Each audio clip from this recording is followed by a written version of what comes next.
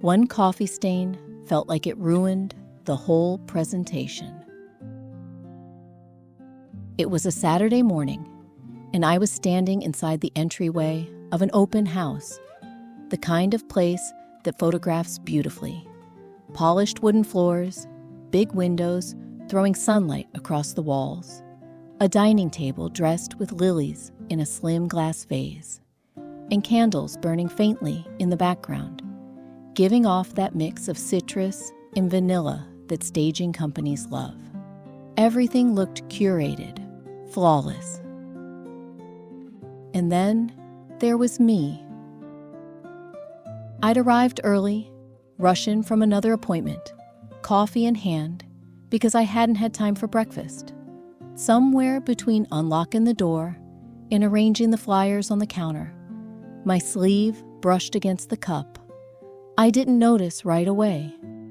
Not until I glanced down and saw it.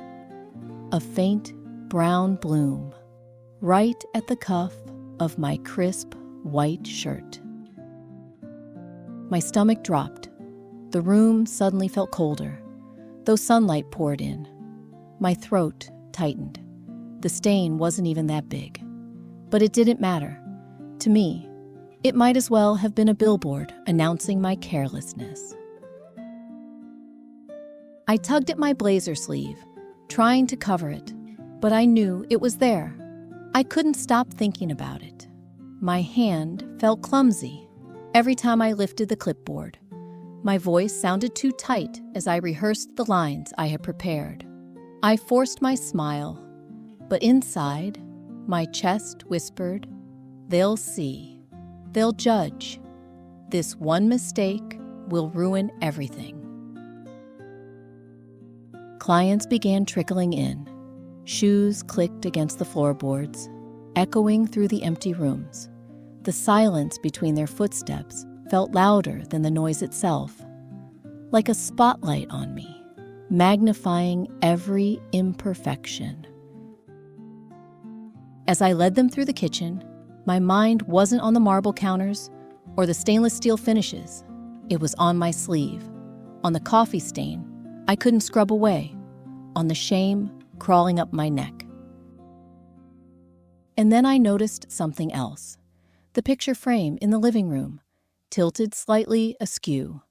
The clients didn't even look at it, but to me, it felt like another crack in the facade, another proof of sloppiness. My skin prickled. I thought, straighten it, fix it, or they'll think you don't care. That's the power mistakes hold over me. Small cracks feel like they shatter the whole vase, a stain, a tilt, a stumble. And suddenly, I'm convinced the entire deal, maybe even my entire reputation, is ruined. And in that moment, coffee stain hidden under my blazer, crooked frame glaring at me from the wall, clients chatting casually as if nothing was wrong, I felt the weight of it pressing me into the floorboards.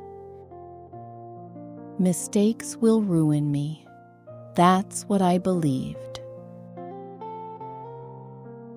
I was terrified that one slip would make people lose trust in me.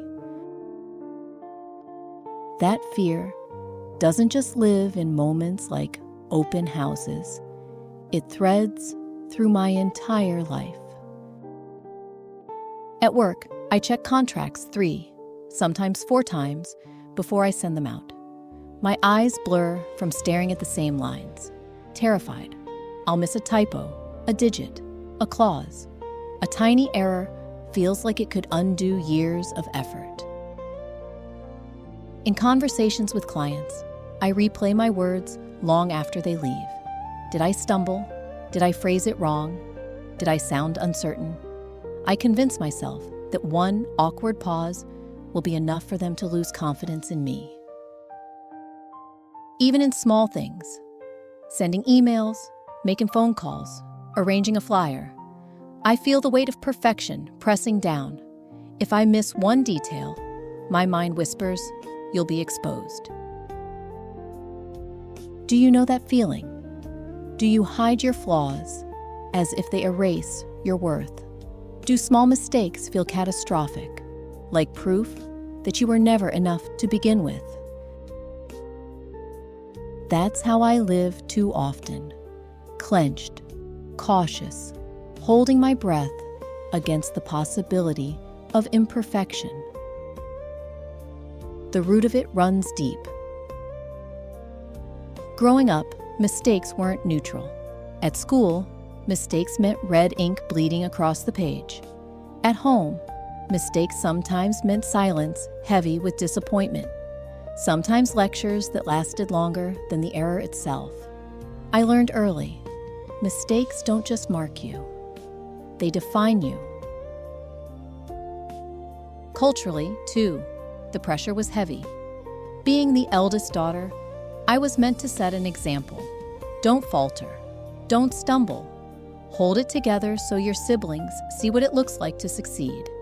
My quiet mistakes felt amplified, like they didn't just belong to me, but reflected on the whole family. By the time I started working, that weight had hardened into an equation I couldn't shake. Perfection equals safety. Imperfection equals collapse. And in real estate, that fear only grew sharper. This career is built on image, on trust, on presentation. People decide in minutes if they believe you're competent. One wrong figure in a contract, one clumsy comment in a meeting, one flaw in presentation, and I imagine everything slipping away. So I live on edge, hyper-aware, over-prepared, hiding every crack as if my whole worth depends on it. That Saturday, the coffee stain wasn't just fabric. It was proof, in my mind, that I was careless. The crooked frame wasn't just tilted wood. It was evidence of my failure to control the space. And the fear wasn't logical. The clients didn't notice. They smiled. They nodded. They walked the rooms, chatting lightly about layouts and finishes. But in my chest, the voice grew louder. One mistake and it's over. One slip and they'll never trust you again. That's the cost of perfectionism. It doesn't just make you careful. It makes you small. It makes you afraid. It makes you miss connection because you're too busy covering your cracks to let anyone see your real shape. And maybe you felt this too. Maybe you've sent an email and caught a typo later, and instead of shrugging, you felt your stomach sink like you'd ruined everything. Maybe you've made a slip in a conversation and replayed it for days, convinced people would remember. Maybe you've hidden parts of yourself, quirks, flaws, stumbles, because you were sure they made you unworthy. If that's you, I need you to know you're not alone. I've stood in the middle of a perfect house with a stain on my sleeve, convinced it disqualified me. I've stared at a crooked frame no one else noticed, sure it revealed me as a fraud. That's the lie imperfection tells. Your cracks erase your worth. But even in that moment, even in the silence of my fear, I was beginning to learn the truth.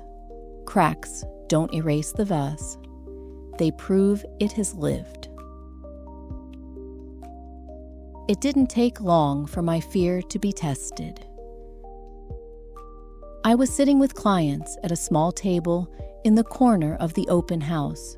Papers were spread neatly in front of us. Contracts, flyers, a few notes I had written to guide them through the details. My hands hovered just above the stack, trying to look confident, but my palms were damp, my chest already buzzing with the unease from earlier. Then it happened. One of the clients furrowed his brow, tapped a line in the document, and asked, "Is this supposed to say 30 days?" because the listing mentioned 60. My throat closed. Heat surged through me. I leaned in, and there it was. A tiny mistake in the draft I had printed. A detail I had overlooked. A number I had carried over wrong. Small, fixable, but in my body, it felt catastrophic. My breath caught. My eyes darted away, avoiding his. My shoulders tensed as if the weight of the whole house had fallen on them. The sound of his frown, not even his words, just the crease in his face, magnified in my mind until it was all I could see. Inside, the thought loop roared. I blew it. My reputation's gone. They'll never trust me again. I nodded, scrambling for words, trying to explain, but my voice sounded thin, even to my own ears. The air around me thickened.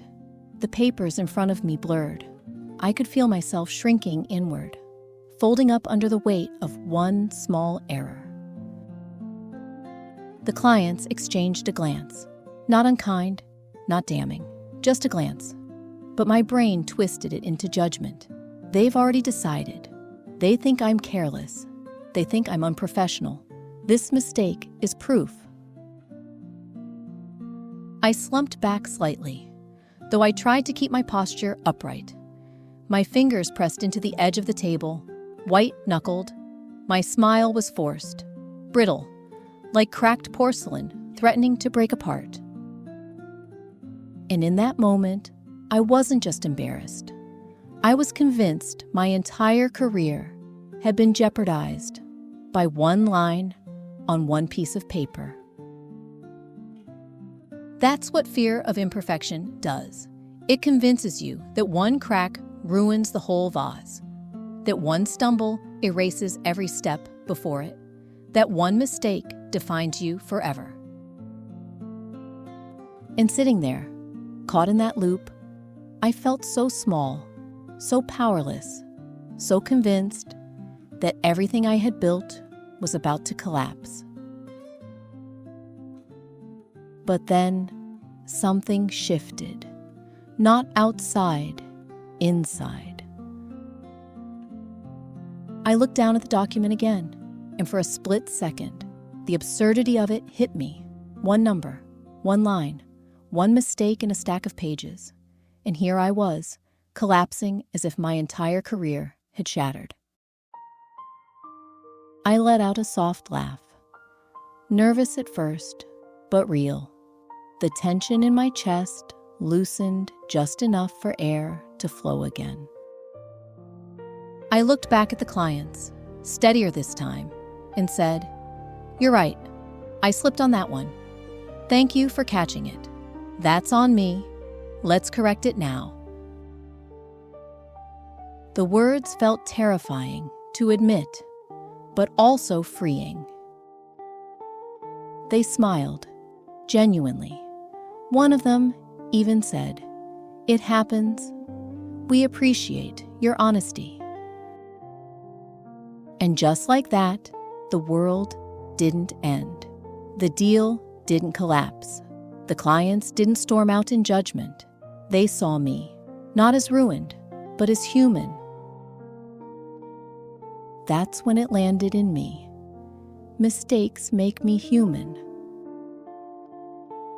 I whispered it to myself later when the clients walked through another room.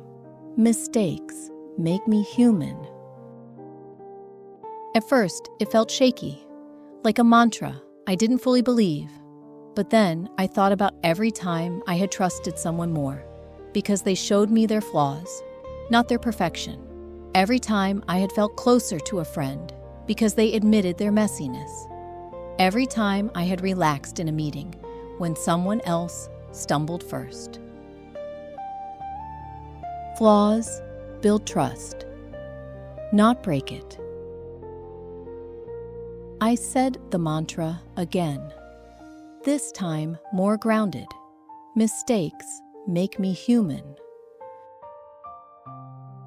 And then, bolder, with a surprising smile spreading across my face. Mistakes make me human. The tension that had wrapped itself around my chest for hours began to melt. My breath slowed. My shoulders dropped. The brittle smile softened into something real. The sound in my head shifted too. No longer the roar of "I blew it," but the gentle strum of something calmer, something truer. A rhythm that said, "You're allowed to be human here. You're allowed to slip. You're allowed to breathe." The fear hadn't disappeared entirely, but I could hold it lighter now, with humor, with grace, with humanity.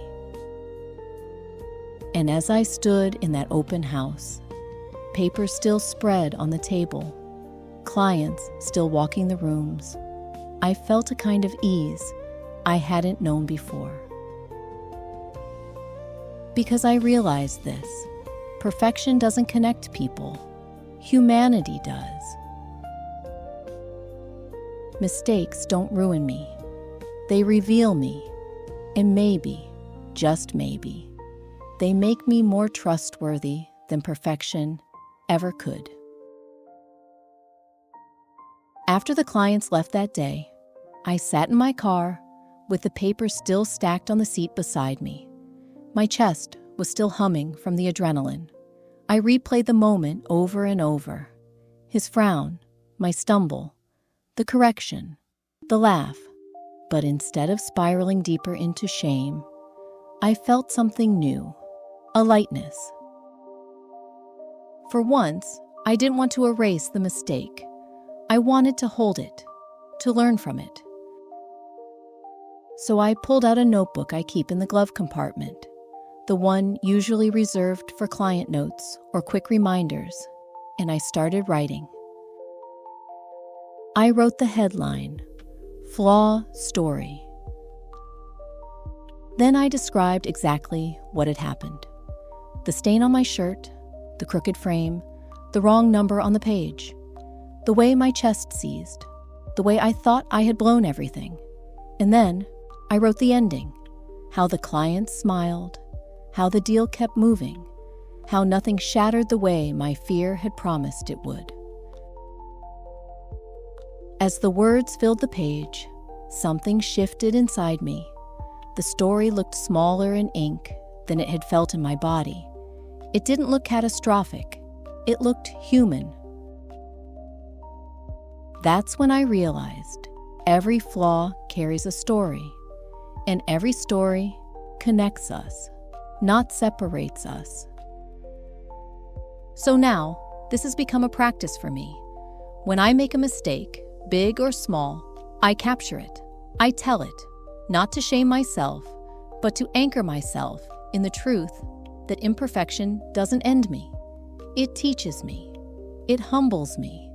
It connects me. Sometimes I speak the story out loud, even if it's just to myself in the mirror. Sometimes I write it down, letting the pen press into paper as proof that the moment happened and I survived it. And when the shame starts to rise, I place my hand on the notebook, grounding myself in its weight. This object has become my symbol, not of mistakes ruining me, but of mistakes shaping me. With every page, I remind myself, imperfection connects me.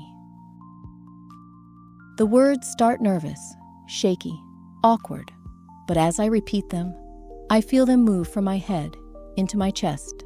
Nervous becomes grounded. Grounded becomes confident. Flaws aren't cracks. They're connection points. Every page in my notebook is proof.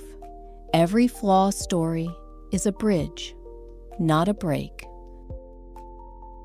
And this practice helps me carry that truth forward, not as an abstract idea, but as something I can feel in my hands, read in my own handwriting, remember when the fear comes back. Because the fear always comes back. But now, I meet it with a pen, with a story, with a mantra that grounds me. Mistakes make me human. Your mistakes make you relatable. That's what I want to leave you with this week. Not polished perfection, not brittle masks, not a spotless record that no one believes anyway, but the truth that every crack in your vest is proof you've lived, proof you've tried, proof you're human. I've spent too many years shrinking under the belief that mistakes will ruin me. But now I'm learning that mistakes don't erase my worth. They reveal it. They show my effort, my care, my humanity. And they build trust more than flawless performance ever could. So tonight, I'm trying this practice for myself. I'm thinking of one mistake I've made, something I've carried as shame, something I've been hiding. I'm writing it down, or sometimes I just say it out loud. I tell my own flaw story, and then I remind myself, imperfection connects me. Mistakes make me human. My clients, my colleagues, my friends, they don't need my perfection. They need my humanity. As I close this chapter, I picture a candle burning on my desk. Its flame flickers, bending this way and that, never perfectly still, and yet it stays lit. It burns steady, despite its movement, despite its imperfections. That's what I want to carry forward. My flame doesn't have to be flawless to be real. Mistakes make me human. And as I whisper it now, I know it's true. Mistakes make me human.